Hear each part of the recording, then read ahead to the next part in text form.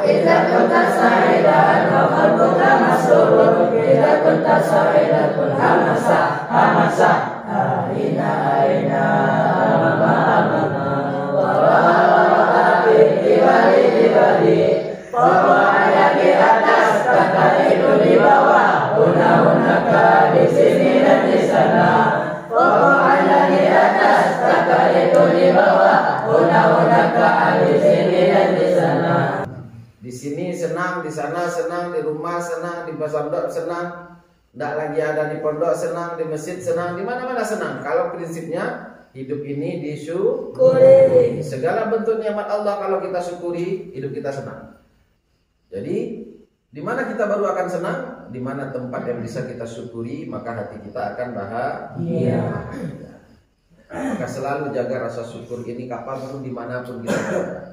Di rumah kita syukuri, lagi di pondok kita syukuri, maka di semua tempat Allah SWT akan berikan hati kita rasa bahagia. Salawat dan salam untuk baginda Nabi Muhammad sallallahu alaihi wasallam. Allahumma sholli ala sayyidina Muhammad wa ala ali sayyidina Muhammad. Kita perbanyak bersolawat kepada baginda Nabi sallallahu alaihi wasallam. Percaya tidak percaya, waktu yang akan membuktikannya. Siapa yang senantiasa istiqomah dengan solawat, istiqomah jaga solawatnya setiap hari. Kalian zikir pagi petang kalau dulu ada, kalau sekarang? Karena percaya atau tidak percaya, orang yang senantiasa menjaga hatinya dengan mengingat Allah, maka hatinya akan diisi dengan rasa tenang. Karena kata Allah SWT, ala bidzikrillahi tatma'innal qulub. Orang yang senantiasa banyak bersolawat, Allah berikan banyak kebaikan.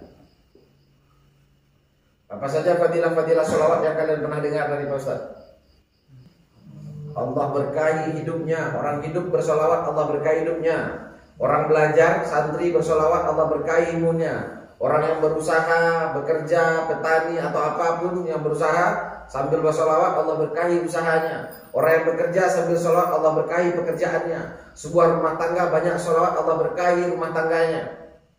Apa saja yang diisi dengan solawat, Allah beri keberkahan. Kemudian orang senantiasa banyak bersolat, Allah sejahterakan hidupnya, Allah tinggikan dan angkat derajatnya. Kemudian Allah kabulkan doa-doanya. Doa tanpa sholawat, kata Abu Umar bin Khattab radhiyallahu an, akan tergantung-gantung di antara langit dan bumi. Kapan doa itu baru akan sampai ke langit? Setelah diantarkan oleh sholawat yang kita baca. Buka doa itu dengan sholawat, tutup doa itu dengan sholawat. Makanya sebelum doa orang rata-rata baca apa?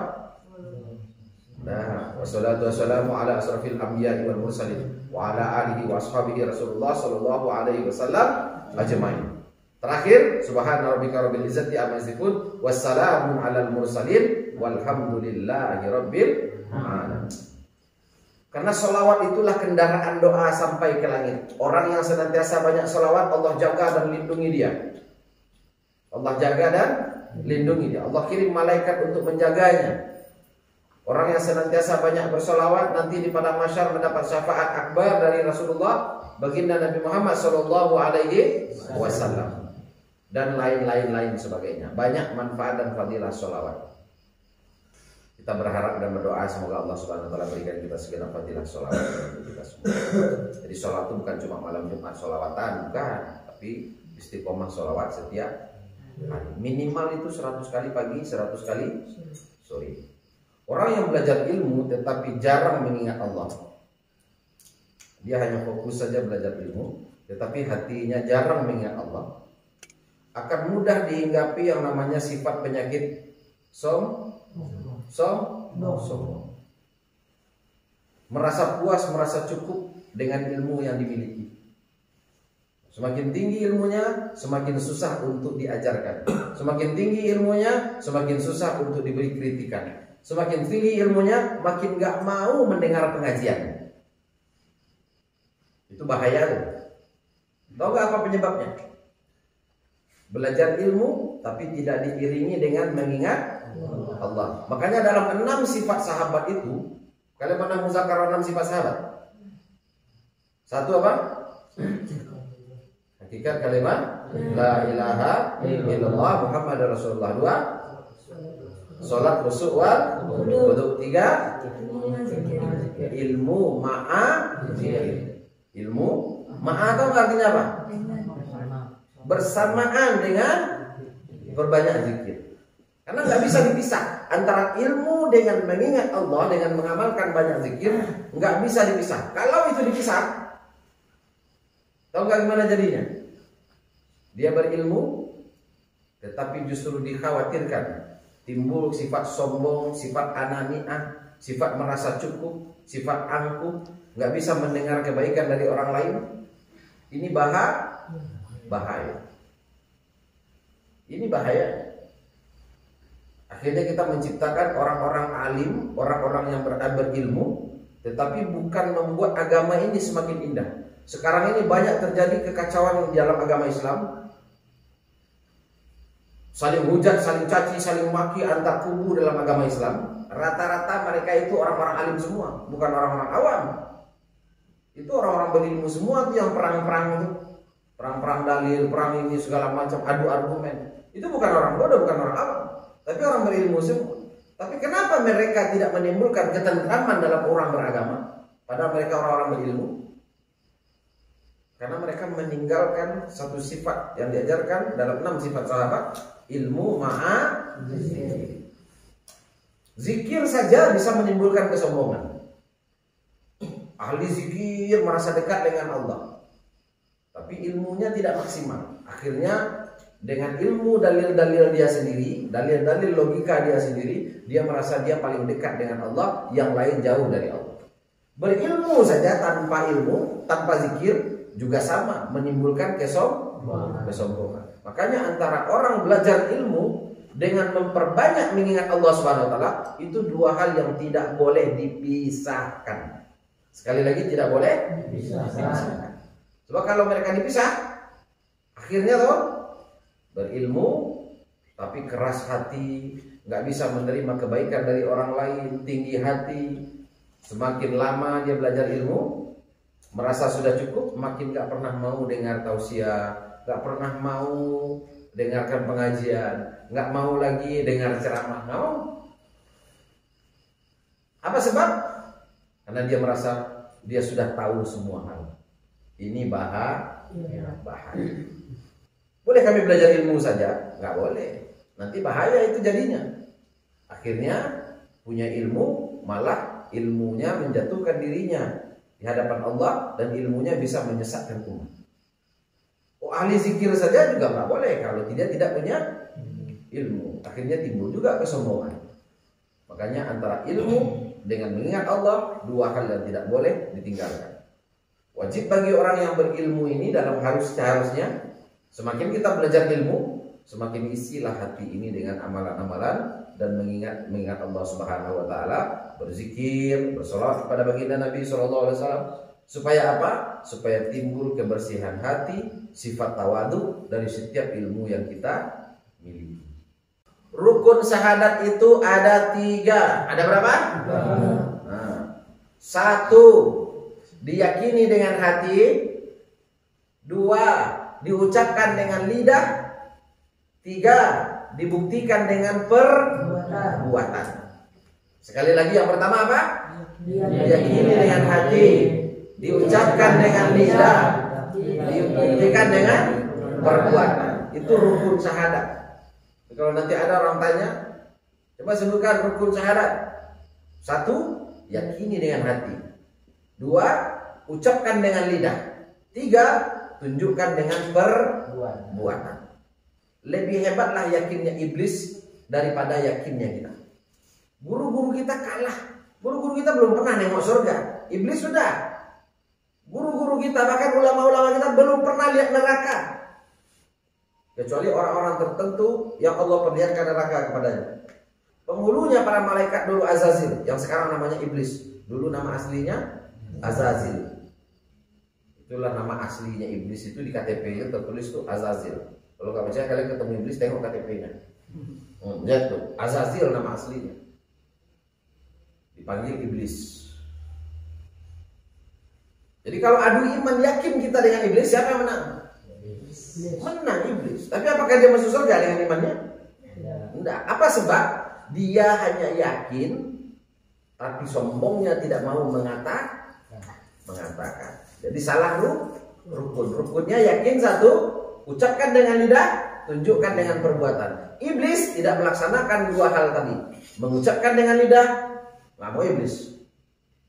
Saking sombongnya dia. Kemudian tidak mau menunjukkan dengan perbuatan. Makanya iblis tidak mau patuh kepada Allah, tidak mau taat kepada Allah, justru ingkar kepada Allah, dan justru menyesatkan seluruh anak cucu Adam. Padahal dia tahu surga neraka itu seperti apa. Jadi nggak bisa dengan yakin saja, niat dalam hati saja, nggak bisa. Syahadat itu artinya apa? Kenapa rukun syahadat? Syarat orang masuk Islam harus mengucap syahadat. Sedangkan rukun syahadat 3. Ulangi 1. Buktikan dengan perbuatan. Itu rukun syahadat ada 3 ya. Jadi nggak bisa beragama ini hanya dengan main hati-hati saja, tapi tidak ditunjukkan dengan ucapan dan tidak dibuktikan dengan perbuatan. Syahadat saja bisa batal kalau dia tidak jalankan rukun syahadat ini. Yakini dengan hati, ucapkan dengan lidah, dan tunjukkan dengan perbuatan. Makanya dalam hidup ini kita diperlukan untuk memberi sebuah penilaian itu pada 2 hal. 1, bagaimana menurut Allah. 2, bagaimana menurut manusia. Nggak bisa salah satunya saja. Kalau yang dari Allah, apa yang Allah lihat dari kita? Ketakwaan kita, keikhlasan kita, niat kita. Hanya Allah lah yang paling tahu tentang niat. Malaikat pun tak bisa tahu tentang niat seseorang ikhlas atau tidak. Allah yang paling tahu tentang niat. Jadi nggak ada manusia yang bisa menebak, oh niat dia ini nggak ikhlas nih, oh dia sombong nih, oh dia ria nih, nggak bisa. Nggak ada manusia yang bisa memvonis manusia lainnya. Perkara niat. Ikhlas ini orang, nggak ikhlas ini orang, nggak ada yang tahu. Yang tahu hanya Allah. Kepada Allah Subhanahu wa Ta'ala prioritas niat yang ikhlas, keyakinan yang tinggi, ketulusan mencintai dan taat kepada agama Allah Subhanahu wa Ta'ala. Oke? Tetapi penilaian manusia dilihatkan dengan ucapan dan perbuatan. Nah, ada contoh nih. Ali lagi jalan sama imam berdua. Lagi jalan, papa di tepi polak tuh, dekat jurang tuh, dekat lurah tuh. Tiba-tiba datang ular dari belakang Ali. Ali terkejut karena ada ular. Supaya imam tidak digigit sama ular, sama Ali ditungguan imam masuk dalam jurang. Niat Ali apa? Baik kan? Niatnya baik atau buruk? Baik. Tujuannya apa? supaya imam tidak digigit ular. Bagus nggak kira-kira niatnya? Sekarang kedua, caranya. Saking bagusnya niatnya nyetuannya imam masuk imam ke dalam jurang ke dalam lurah. Luko-luko lah di dalam tuh nyo. Yo kalau lain luko-luko siapa di bawahnya langsung sawah, luko-luko balulu ana lain. Kira-kira imam marah nggak? Bisa nggak imam menerima alasannya Ali? Aku tuh sebenarnya niatnya ikhlas sama kamu tuh loh. Aku tuh peduli loh sama kamu. Aku tuh sayang sama kamu. Allah yang menjadi saksi. Niatku tuh ikhlas tulus menyelamatkanmu. Tapi imam bisa terima nggak itu? Wala luko-luko, laba lulu apa? Yo kan harus kayak gitu caranya. Tinggal kasih tahu, kita lari sama-sama. Nah, kan gitu. Ali bilang apa? Refleks. Ali bilang apa? Refleks. Refleks karena nampak kayak gitu nggak ada pilihan. Rasanya menurut Ali refleks. Dijauhinlah imam itu dari si ular dengan cara ditumuan dan lari. Nah, jadi satu niat, dua perbuatan. Nyambung nggak jadinya antara niat dan perbuatan? Nggak nyambung makanya. Makanya dalam hidup itu kita di awal beragama ini diajarkan untuk menjalankan rukun syahadat. Yakini dengan hati, ucapkan dengan lidah, tunjukkan dengan perbuatan. Apa yang ada di hati, katakan dengan lidah, lalu buktikan dengan perbuatan. Itu baru yang namanya kesempurnaan iman. Dalam kehidupan seperti itu. Begitu juga baik kepada Allah, baik kepada manusia. Nggak cukup kita hanya mengatakan, oh niat di hati kayak begini. Demi Allah niat hati saya itu ikhlas. Demi Allah saya nggak mau cari keuntungan. Demi Allah saya tuh baik. Demi Allah saya tuh sayang. Tapi pertanyaannya adalah niat kita dengan tindakan kita sama atau tidak? Kalau tidak sama seperti orang bersyahadat, dia yakin lain yang dia buatlah lain. Ada orang yang mengatakan, saya dalam hati yakin kalau Allah itu berkuasa, tapi dia pakai jimat. Tahu jimat? Tahu nggak jimat? Nah, di dompetnya ada jimat, di rumahnya ada jimat, di dalam mobilnya ada jimat, di warungnya ada jimat. Tapi dia katakan dia beriman kepada Allah. Nyambung nggak antara tindakan dengan keyakinan? Nggak nyambung nyatanya. Batal syahadat. Hidup kita di dunia juga begitu. Nggak bisa kita hanya dengan mengatakan, oh niat saya ikhlas, nggak bisa. Tapi orang akan lihat dari bentuk tindakan. Allah melihat niat kita dengan yang kita kerjakan. Sedangkan manusia melihat perbuatan kita saja. Ada 9 hadis yang diawali dengan kalimat yang sama. La yadkhulul jannah. Tidak akan dimasukkan ke dalam surga. Salah satunya adalah tidak akan dimasukkan ke dalam surga badan yang terdapat harta yang haram. Badan yang pernah termakan makanan yang haram tidak akan masuk surga. Dia akan dicuci dulu dalam neraka. Karena surga itu tempat yang suci, tidak boleh bawa najis, tidak boleh bawa kotoran, nggak boleh bawa yang haram ke dalam surga. Siapa saja yang dalam badannya ada noda-noda keharaman, wajib dicuci. Wajib dicuci. Sebaik apapun kita. Oh, saya rajin baca Quran, Pak Ustaz. Gimana tuh Pak Ustaz? Tetap singgah dulu dalam neraka. Agak sekian ribu tahun lah kira-kira. Udah bersih tubuh itu dari yang haram-haram itu, baru dimandikan di Telaga Kausar, lalu kemudian dimasukkan ke dalam surga. Tetap dicuci dari apa saja yang haram. Baik haram itu dimakan, dipakai atau digunakan. Memakai barang orang lain tanpa izin itu haram atau halal? Haram sampai orang yang punya mengikhlaskan. Sama dengan mencuri. Menggunakan barang orang lain tanpa izin itu sama dengan mencuri. Ada 2. 1, menggunakan barang orang lain dengan paksaan. 2, menggunakan barang orang lain tanpa izin yang punya. Maka itu sama dengan mencuri. Hukumnya Haram. Oh KP kedua, terompah tadi mata, pakai saya terompak kawan dulu. Nah, waktu kita pakai itu, jadi pakai sendalnya halal atau haram? Haram. Awak kan mandi sabun habis atau tidak ada sabun? Pakai saja sabun kawan yang sedang aduk. Penggunaan sabun itu halal atau haram? Haram. Walaupun di sabun itu ada label halal MUI, tetap dipakainya jadi haram. Karena apa? Karena tidak izin kepada yang punya. Makanya penting bagi kita semua, apalagi khusus kalian semua santri, jaga diri kita dari perkara yang haram. Banyak hal-hal yang sepele yang sering terjadi dalam kehidupan masyarakat, yang mereka nggak ngira kalau sebenarnya itu sangat berbahaya dan nanti akan paling repot. Profesi, tahu nggak kalian? Profesi yang paling sensitif dan dikhawatirkan. Dia tidak nampak buruknya, tetapi sebenarnya di dalamnya banyak hal mudarat dan dikhawatirkan nanti justru akan menjadi penyebab dia akan masuk ke dalam neraka, yaitu pegawai SPBU.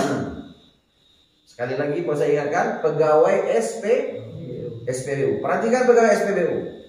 Kalau isi minyak, kadang-kadang isi minyak lebih-lebihan 300. Umpamanya 97.700. Bayar minyak udah penuh, udah tumpah nih, nggak bisa isi lagi karena sudah tumpah. Nanti dimintanya berapa? 100.000. Padahal sebenarnya di situ tertulis 97.700. 99.700. Dimintanya berapa? 100. 4.800 berapa dimintanya? 5.000. 19.700 berapa dimintanya? 20. Pernahkah kalian selama ngisi minyak bawa mobil atau bawa motor, pergi dengan orang tua dan keluarga, lalu orang SPBU-nya mengatakan minta diikhlaskannya Pak yang 300 lagi? Pernah nggak dengar? Nggak pernah. Ayo, kemana duit 300, 200, 100 perak kembalian orang? Dikumpul. Nah pertanyaannya, siapa yang makan kembalian-kembalian receh-receh yang kecil-kecil ini? Dalam satu hari ada berapa banyak coba? Kalau 200 rupiah saja per satu mobil atau satu motor, satu hari ada 100 mobil. 100 kali 200 rupiah berapa? 20.000. 20.000 aja umpamanya itu dimakannya setiap hari tambahan. Dia pikir itu bonus tambahan, rezeki tambahan. Nanti di padang mahsyar, para pekerja SPBU yang tidak pernah meminta diikhlaskan kembalian receh-receh orang lain ini, di padang mahsyar nanti dia akan kerepotan mencari banyak orang, karena dia nggak pernah tahu siapa orangnya, kemana mau minta diikhlaskan, kemana mau minta diikhlaskan. Walaupun benar pekerja SPBU itu punya jasa yang besar, dia banyak membantu masyarakat untuk fasilitas kebutuhan BBM masyarakat. Kalau nggak buka SPBU sakit pula kepala orang yang punya kendaraan, nggak bisa kemana-mana kalau nggak ada minyak kendaraan, ya kan?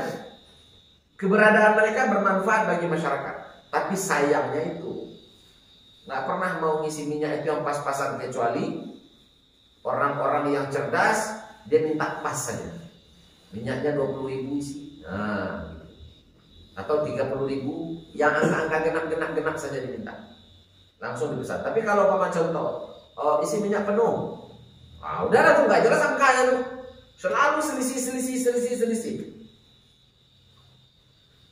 Yang paling sering kurang 200, kurang 300.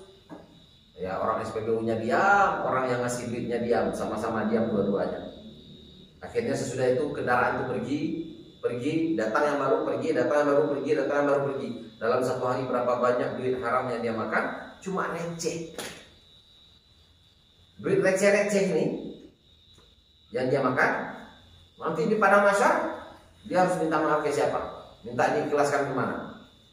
Gimana cara nyari orang yang punya duit receh dulu yang pernah dia makan? Tahu nggak dia kampungnya di mana? Tahu nggak dia namanya siapa?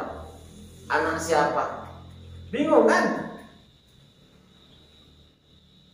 Nah, ini bahayanya pekerjaan di SPBU. Makanya disarankan orang-orang kerja di SPBU pastikan bersikap yang syar'i halal. Kalau berlebih duit orang, kalau memang nggak bisa dikembalikan, sampaikan akadnya, Pak, kita nggak ada duit receh, minta diikhlaskan. Pak, kita nggak ada duit receh 200 rupiah, minta diikhlaskan ya Pak. Oh ya, halal. Tapi kalau tidak dia buat seperti itu, maka haram yang dia makan, dan nanti di padang mahsyar dia akan kerepotan mencari orang untuk minta diikhlaskan. Oh, selama ini dia banyak amal Ustaz, dia rajin sambil di SPBU, kalau lagi kosong dia ngaji baca Quran, khatam sekian juz sehari. Sekali sekian lama, sekali sebulan dia dah khatam 30 juz. Kerja di SPBU, puasa sunatnya rajin, baca Qurannya rajin, sholat dia jaga, tetap akan berurusan dengan perkara yang haram tadi, tetap dicuci dalam neraka. Kecuali di padang mahsyar dia bisa minta diikhlaskan kepada semua orang yang duitnya pernah dia makan. Oke, anak-anak ada yang mau ditanyakan? Ada pertanyaan tak? Sudah, kita aja dulu. Subhanallah bihi.